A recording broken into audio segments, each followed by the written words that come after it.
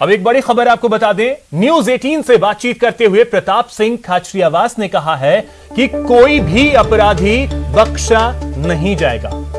BJP बेवजह तिल का ताड़ बना रही है। जनप्रतिनिधियों की सुरक्षा सरकार की जिम्मेदारी है। सुरक्षा में सरकार कोई कमी नहीं आने देगी।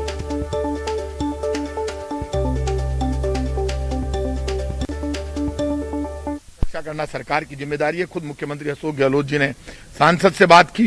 भरतपुर में जो गोली चली, जो घटना हुई, उसका हम सबको दुख है और कोई अपराधी बचेगा नहीं, आप ये मानकर चलिए।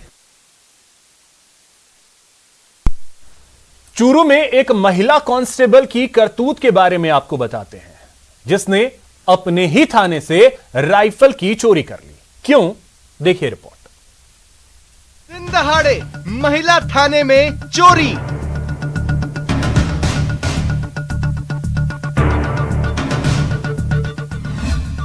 पुलिस महकमे में मचा हड़कंप।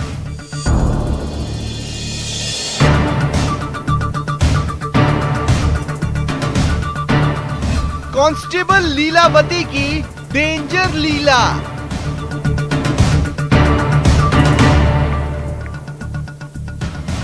अपने ही थाने से चुराया इंसास राइफल।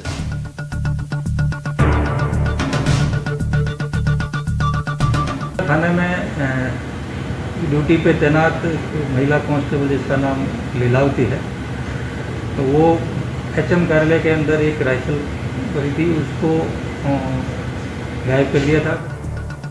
सुना आपने, चूरू के महिला पुलिस थाने में संतरी की ड्यूटी पर तैनात कांस्टेबल लीलावती ने अपने ही थाने से इंसास राइफल को गायब कर दिया। राइफल के गायब होने की खबर के बाद थाने में हड़कंप मच गया और उसकी जांच शुरू हुई। गनीमत तो ये थी कि लीलावती को राइफल ले जाते पास के सब्जी वाले ने देख लिया था। उसके बाद पुलिस ने लीलावती से पूछताछ शुरू कर दी। कुछ दोस्त थे या गवाह हैं जो उन्होंने बताया कि साहब ये थाने से कुछ टाइम पहले निकली थी, तो इसके कंधे पे लटकी हुई थी और वापस आ गई। फिर इस पर शक हुआ तो इसका घर जाके ताला तोड़ा। पुलिस ने लीलावती के घर की तलाशी ली, लेकिन कुछ भी बरामद नहीं हुआ। शातिर कांस्टेबल ने राइफल को अपने घर के पीछे रहने वाले जिला न्यायालय में कार्यरत प्रकाश नाम के पड़ोसी के घर रख दी थी। पुलिस को ये जानकारी कांस्टेबल के पड़ोस में रहने वाली एक बच्ची ने दी।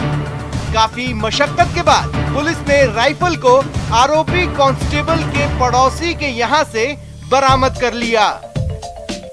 आसपास में सारे ढूंढे तो नहीं मिले। फिर कोई छोटे से बच्चे ने ये बताया कि साहब इस प्रकार से इस लेडी ने घर के ऊपर से पड़ोस के मकान में रखी। तो प्रकाश के घर में तलाशी ली गई तो वहाँ पर वह राइफल उसके बंद कमरे में बेड के नीचे छुपाई हुई मिली। पुलिस ने महिला कांस्टेबल लीलावती और उसके पड़ोसी प्रकाश को आर्म्स एक्ट की धारा के तहत गिरफ्तार कर कोर्ट में पेश किया, जहां से दोनों को जेल भेज दिया गया है। एसएचओ महिला थाना सतपाल जी ने लिखित रिपोर्ट दी कि मेरे थाने पर तैनात महिला कांस्टेबल लीलावती ने थाने के एचएम रूम में रखी हुई राइफल को चुरा करके घर पे छुपा लिया है, जिस पर मुकदमा दर्ज करके अनुसंधान किया गया। दौरान अनुसंधान महिला कानी लीलावती को गिरफ्तार किया गया है और जिस राइफल बरामद हुई है प्रकाश नाम का व्यक्ति है, उसको भी गिरफ्तार किया गया है। आरोपी कांस्टेबल लीलावती पहले भी विवादों में रह चुकी है और 2014 में राजगढ़ थाने में पोस्टिंग के दौरान अपने अधिकारियों पर प्रताड़ना का आरोप लगाकर सबको चौंका दिया था। एक बार फिर इंसास राइफल चुराने के आरोप में गिरफ्तार लीलावती को लेकर पुलिस महकमे में चर्चाओं का बाजार गर्म है। मनोज शर्मा, न्यूज 18 राजस्थान, चूरू। चलिए बात करते हैं खबर के असर की। पोखरण का परिवहन विभाग कार्यालय बना मैखाना की खबर प्रमुखता से दिखाने के बाद विभाग के आला अधिकारी हरकत में आए। जोधपुर आरटीओ ने जैसलमेर डीटीओ को तत्काल गंभीर मामले की तथ्यात्मक रिपोर्ट पेश करने के निर्देश दिए, जिसके बाद जैसलमेर डीटीओ टीकूराम पूनड़ ऑफिस पहुंचे और जब्त पिकअप वैन में पड़ी शराब की बोतलों की वीडियोग्राफी करवाई। उन्होंने कहा कि कार्यालय प्रभारी बलवान सिंह से स्पष्टीकरण मांगा जाएगा और उसके बाद जोधपुर आरटीओ को रिपोर्ट पेश की जाएगी। कल ये न्यूज़ आने के बाद मेरे को उच्च अधिकारियों के निर्देश मिले थे कि वास्तव में क्या है, उसकी जांच के लिए मैं आज यहाँ पोखरण आया था। तो एक पिकअप के अंदर बोतलें मिली है, खाली बोतलें शराब की। इस हेतु यहाँ जो इंचार्ज है परिवहन उप निरीक्षक बलवान सिंह, वो अभी अवकाश पे हैं और उसको मैं स्पष्टीकरण उससे मांगूंगा। दौसा जिले में हैरान कर देने वाला एक मामला सामने आया, जहां 10 मिनट के अंदर ही एक शख्स को कोरोना वैक्सीन की डबल डोज दे दी गई। मामला जिले के नंगल बेरसी के वैक्सीनेशन सेंटर का है, जहां खेरवाल गांव की 43 वर्षीय किरण शर्मा अपनी बेटी के साथ वैक्सीनेशन सेंटर पहुंची थी। किरण के वैक्सीनेशन सेंटर पहुंचते ही वहां मौजूद स्वास्थ्यकर्मी ने उसे वैक्सीन लगा दी। वैक्सीन लगाने के बाद उसके आधार कार्ड का वेरिफिकेशन किया गया। यहां तक तो ठीक है, लेकिन उसके बाद जो हुआ वो हैरान करने वाला था। किरण शर्मा को स्वास्थ्यकर्मी ने वैक्सीन की एक और डोज लगा दी। जैसे ही महिला ने घर आकर अपने पति रामचरण शर्मा को बताया कि उसे 2 बार वैक्सीन लगी है, तो परिवार के सभी सदस्य सन्न रह गए। हालांकि अभी तक महिला में किसी किस्म का साइड इफेक्ट नहीं दिखाई दिया है। वहीं पीएचसी प्रभारी डॉक्टर नीलम मीणा का कहना है कि महिला को 2 डोज नहीं लगी है, बल्कि पहली बार जब ब्लड आ गया तो वैक्सीन नहीं दी गई और फिर वेरिफिकेशन के बाद वैक्सीन लगाई गई। मैं कल नांगलबेरसी गई थी टीका लगवाने, तो वहाँ पे जाके टीका लगवाने के लिए टेबल पे बैठ गई। उसके बाद मेरे हाथ में आधार कार्ड की फोटोकॉपी थी, तो मैं टेबल पे बैठी, नर्स ने मेरे टीका लगा दिया। फिर मैंने कहा मैं जाऊं, उन्होंने मना कर दिया अभी रुको। फिर मेरे हाथ से आधार कार्ड की कॉपी ले ली और दूसरा टीका लगा दिया। फिर मैं वहाँ से आ गई। वो ऐसा ही हुआ है, तो अगर पेशेंट को बोलना चाहिए, वो पेशेंट इसका मतलब नहीं समझे, 1 लगती है, 4 लगती है, 2 लगती है, तो कितनी भी लगा दो, बस कोई दिक्कत नहीं होगी। इतना कह के उन्होंने बस बंद कर लिया। फिर आज तक हमसे न को कोई अब तक कोई संपर्क किया है, ना और कुछ हुआ। मेडिकल टीम वगैरह कोई रेस्पॉन्स नहीं है, हमारे पास कोई नहीं आया अभी तक। जी हुआ कुछ नहीं है, मैंने मेरी एनएम से बात की है, उन्होंने यूँ बोला है कि मैडम हमने पहला पिक किया था तो उसके ब्लड आ गया था। फिर हमें पता चला इसके डॉक्यूमेंट्स वगैरह नहीं है, तो हम डॉक्यूमेंट्स चेक करने गए। फिर आके हमने दोबारा पिक किया उसके, तो उसको यूँ लग रहा है कि उसके 2 बार वैक्सीन लग गया। पिक 2 बार हुआ है, वैक्सीन 1 ही लगी है। फिर वो कह रहे हैं कि वैक्सीन 2 लगी है। अब वो बोल रहे हैं, मैंने भी तो मेरी एनएम से बात की है ना, मेरी एनएम जो बोलेगी मैं तो वही बोलूंगी ना आपको। अलवर के मुंडावर में एसडीएम राम सिंह राजावत के नेतृत्व में स्वास्थ्य विभाग और पुलिस की टीम ने कृष्णा हॉस्पिटल और ट्रॉमा सेंटर को सील कर दिया। एसडीएम ने बताया कि जानकारी मिली थी कि हॉस्पिटल का संचालन अवैध रूप से किया जा रहा है, जिसके बाद छापा मारा गया और वैध दस्तावेज नहीं मिलने पर हॉस्पिटल को सीज कर दिया गया। इसके साथ ही 2 अन्य क्लिनिक को भी सीज किया गया है। प्रशासन की इस कार्रवाई से झोला छाप डॉक्टरों में खलबली मच गई है। जिला कलेक्टर महोदय और राज्य सरकार के आदेशानुसार आज पुलिस बल, चिकित्सा विभाग की टीम और हमारी टीम ने मुंडावर कस्बे में 3 अवैध मेडिकल क्लिनिक चल रहे थे, वहां जाके उनकी जांच की गई।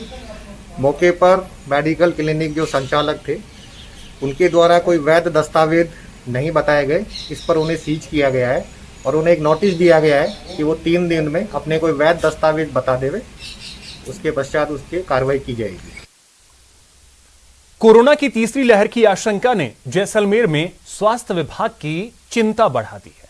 दरअसल स्वास्थ्य सेवाओं के लिहाज से पूरा जिला काफी पिछड़ा हुआ है। सच्चाई यह है कि जैसलमेर से सरकारी अस्पताल जवाहर अस्पताल के अलावा कहीं भी चाइल्ड स्पेशलिस्ट नहीं है।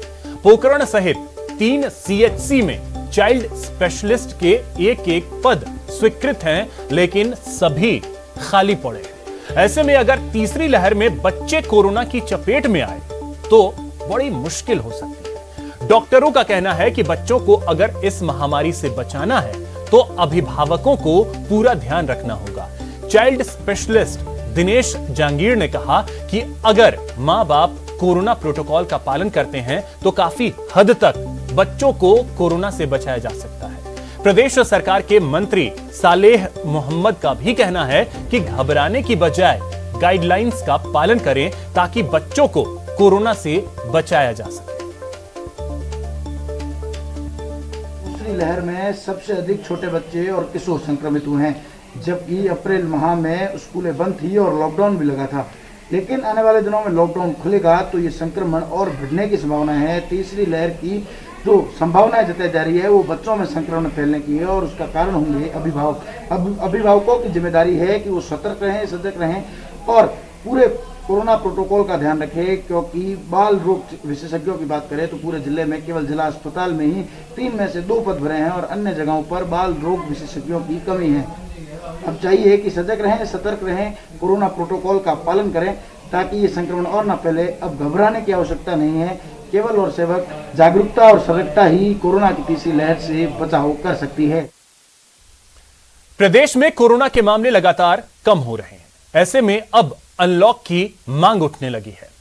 आज बाजारों को 1 जून से समयबद्ध तरीके से खोलने की मांग को लेकर जयपुर व्यापार महासंघ और कैट पदाधिकारियों ने परिवहन मंत्री प्रताप सिंह खाचरियावास से मुलाकात की। उन्होंने कहा कि पिछले 46 दिनों से बाजार बंद है, जिससे उन्हें काफी आर्थिक नुकसान हो रहा है। महासंघ और कैट पदाधिकारियों से बात की हमारे संवाददाता सचिन कुमार। लगातार 2 महीने से लॉकडाउन होने की वजह से व्यापारियों को जो आर्थिक नुकसान हो रहा है वो बहुत ज्यादा बढ़ चुका है। आज इसी मुद्दे को लेकर जयपुर व्यापार महासंघ और कैट के पदाधिकारियों ने परिवहन मंत्री से मुलाकात की है। किस तरह की उनको मुलाकात रही और क्या आश्वासन मिला, उससे बात करने के लिए हमारे साथ जयपुर व्यापार महासंघ के अध्यक्ष सुभाष गोयल, उनसे बात करते हैं। सर, किन मांगों को लेकर आज आपने मुलाकात की? हमने लगातार, आप देख रहे हैं कि 46 दिन से पूरे बाजार बंद है, तो हमने, और अभी कोरोना के पेशेंट भी बहुत ही कम, मतलब आप देखेंगे कि सिर्फ जयपुर में 500, राजस्थान में 2600 लगभग रह गए। तो हमने सरकार से यही डिमांड करी थी, मुख्यमंत्री जी को भी पत्र लिखा था और आज कैबिनेट मंत्री जी से बात करी है कि हमें 1 तारीख से क्रमबद्ध तरीके से समयबद्ध बांधते हुए इसको सभी बाजारों को, सभी दुकानों को खोलने की अनुमति दी जाए, जिससे कि ये हमारे सामने जो संकट आया हुआ, चाहे हमारे कर्मचारियों को हो, चाहे दुकान का भाड़ा हो और हमारा स्वयं का खर्चा हो और यहाँ तक कि बैंक का किस्तों का हो, तो ये सारी प्रकार के खर्चे हमारे सामने हैं आज और ये बहुत बड़ा संकट है। 46 दिन तक लगातार बंद होने से बिल्कुल खत्म हो चुके। साथ ही उन्होंने भी आश्वस्त किया कि मैं भी इसके पक्ष में हूं कि 1 तारीख से बिल्कुल अनलॉक होना चाहिए। हम ये भी कहना चाह रहे हैं कि पूरे दिन ना खोले, शाम को 5 बजे तक खोल दे, जिससे कि लोगों को एक सामान लेने का और एक अपना व्यापार करने का और कर्मचारियों को अपनी चीज मिल जाएगी। ये भी हमने आज साथ में उठाया है। हमारे साथ जो जयपुर महासंघ के कार्यकारी अध्यक्ष हरीश खेड़े हुए हैं। सर, इसके अलावा आपने बिजली के बिलों की भी बात की है, वो क्या एक बड़ी समस्या आप लोगों के सामने? आप देखिए, जेवीएनएल विभाग के द्वारा पूरे राजस्थान में आज 46 रोज से बाजार बंद है। हर महीने में बिजली का बिल आता है, 2-2 महीने के जो है एक एवरेज बिल फैला करके उन्होंने दे दिए गए हैं। साथ ही हम अखबारों में भी पढ़ रहे हैं कि उनके द्वारा ये भी धमकी दी जा रही है कि इस पर पेनल्टियां ली जाएगी या तो आप बिल जमा करा दें। मेरा ये निवेदन है कि आज माननीय मंत्री जी प्रताप सिंह खाचरियावास जी को हमने राजस्थान सरकार के लिए जो पत्र दिया है जयपुर व्यापार महासंघ की ओर से, उसमें यह भी निवेदन किया गया है कि प्रतिष्ठान 46 रोज से बंद है। अब प्रतिष्ठान बंद है तो हमारा एक भी यूनिट उसमें बिजली का नहीं आया है, तो कृपया सरकार को और जेवीएनएल को ये देखना चाहिए कि जब प्रतिष्ठान खुल जाए और अनलॉक की स्थिति में हम आ जाएं, क्योंकि हमें लगता है कि सरकार 1 तारीख से अनलॉक करने जा सकती है और जाना भी चाहिए सरकार को, क्योंकि व्यापारियों की आर्थिक स्थिति बहुत खराब हो चुकी है। इसी विषय को लेकर के हमने ये भी कहा है कि आप आराम से जेवीएनएल के अधिकारी आए, वो मीटर जैसा हमेशा से रीडिंग करते हैं उसका रीडिंग करें और जो वाजिब हमारा बिल आ रहा है उसका हमसे एवरेज भुगतान लें। इसी बात को लेकर के हमने निवेदन किया। कैमरा पर्सन दिलीप चेची के साथ सचिन कुमार, न्यूज़ 18 जयपुर। तो लॉकडाउन की सख्ती से पालना की वजह से अब श्रीगंगानगर में भी कोरोना संक्रमण की रफ्तार पर ब्रेक लगा है। जिले के कोविड डेडिकेटेड हॉस्पिटल में करीब आधे से ज्यादा बेड खाली हैं, तो वहीं पुलिस लाइन में कोरोना संक्रमित पुलिस जवानों के लिए बनाए गए कोविड केयर सेंटर में सिर्फ एक ही पुलिस जवान भर्ती है। जायजा लिया हमारे संवाददाता अशोक कुमार शर्मा ने। अभी एक जवान यहाँ एडमिट है और यहाँ पहले सर टोटल 8 थे, तो नेगेटिव होके वो अब उनको ड्यूटी पे जा चुके हैं सर। और अच्छा रहा है सर, यहाँ से कोई रेफर नहीं हुआ, कोई ज़्यादा सीरियस भी नहीं था।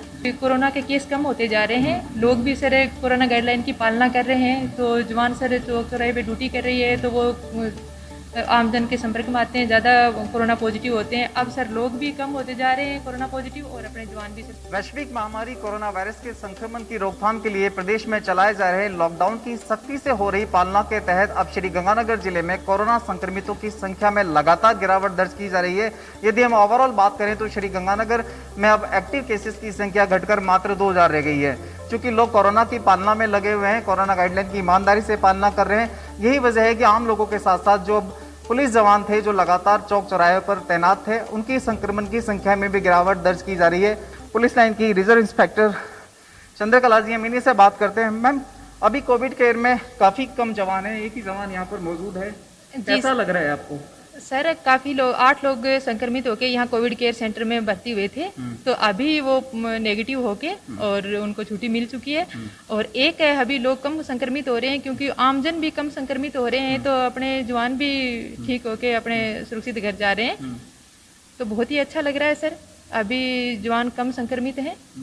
क्योंकि ये जो जवान होते हैं ये हमेशा as a front line worker field में तैनात होते हैं। कोरोना गाइडलाइन की पालना करवाने की अहम जिम्मेदारी इनके ऊपर होती है। हमारे साथ यहाँ पर कोविड केयर सेंटर में ड्यूटी दे रहे डॉक्टर चौधरी हैं, हम इन्हीं से जानते हैं। बॉस, चूंकि आप लगातार संभाल रहे हैं पुलिस लाइन स्थित कोविड केयर सेंटर को, तो अभी तक कैसा रहा आपका यात्रा, और अभी कितने पेशेंट होम आइसोलेशन में है और कितने इंस्टीट्यूशनल क्वारंटीन में?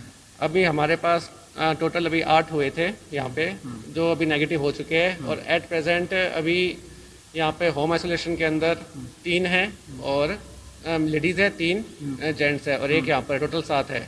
और वो सब अपने अच्छे रिकवर कर रहे हैं, और हमारी टीम यहाँ पर 24 घंटे लगी रहती है, और जो इनको समय समय पर दवाइयाँ और सारी उनकी जांचें होती है। सबसे खास बात यह है कि न्यूज़ 18 अपने दर्शकों से एक बार फिर से अपील करता है कि अभी तक जिस तरह से वो कोरोना गाइडलाइन की पालना कर रहे हैं, उसी तरह से आगे भी कोरोना गाइडलाइन की नियमित रूप से पालना करती रहें, ताकि न केवल आप खुद बचेंगे, आपके साथ साथ चौक चौराहे पर तैनात पुलिस जवानों के चलिए अब रुक करते हैं अगली खबर की ओर और बात करते हैं पूर्व मंत्री अनीता भदेल की। उन्होंने प्रतिक्रिया दी है, वो आपको सुनाते हैं।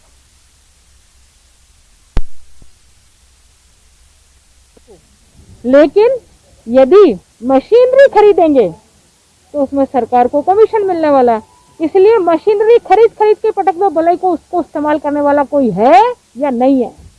तो इसीलिए डेंटल की चेयर आना है ना, ये एक्सरे मशीन आना, जब इंसान भी नहीं है उसको ऑपरेट करने वाला, तो ये खरीद कर लाने की क्या जरूरत है? फिलहाल इतना ही, नमस्कार।